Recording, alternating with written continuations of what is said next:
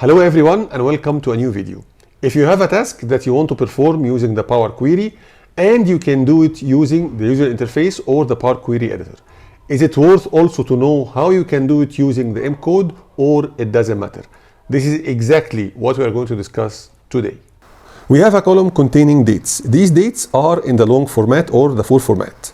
Using Power Query, we are going to transform this column to be in the short format, short month and also short year. We are going to do this action 2 times. First time using the Power Query editor or the user interface. And then we are going to re-perform the same action by doing a small tweak in the M code. And then we are going to decide together, is it worth to learn some M code or not? Let's start by using the user interface and see how many steps it will take us to perform this task. If you have a look at the applied steps right now, you will see we have only 2 steps, the source and change type, and both are okay with me. While selecting the date column, I'm going to add column, and from add column I'm going to date, and from date I'm going to select year and then year. This will give me the full year format, 2026. I need only 26, so I need to transform this column. I'm going to transform ribbon, and from extract I'm going to select last characters and then 2. This will give me the short date format, which is 26. Let's select dates once more. And then from transform once more, I'm going to date, and from date I'm going to select month and name of month. This will give me the full month name. I need the abbreviation, the first 3 characters. So while selecting the same column, from extract I'm going to first characters, and this time I'm going to type 3, click on OK. Now I have all what I need, but in 2 columns. I need to merge these 2 columns. I'm selecting dates already, control and select year.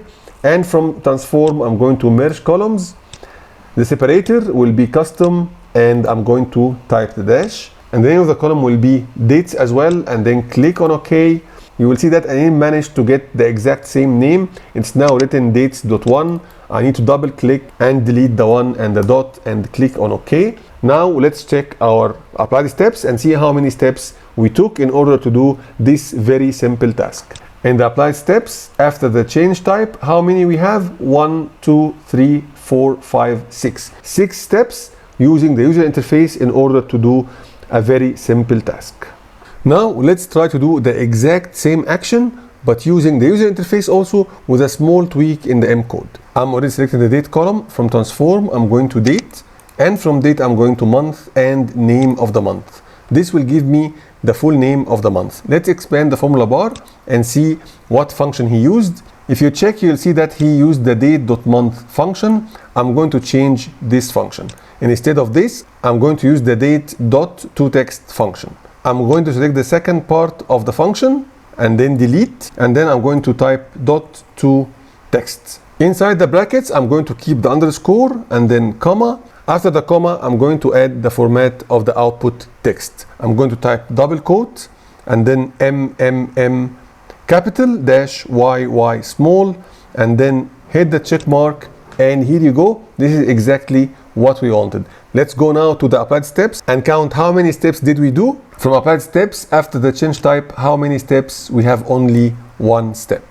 Using Power Query editor or the user interface, we managed to do the task in 6 steps. However, when we use also the user interface, but with a small tweak in M language, we managed to do it in only 1 step. In my mind, you should continue using the Power Query editor.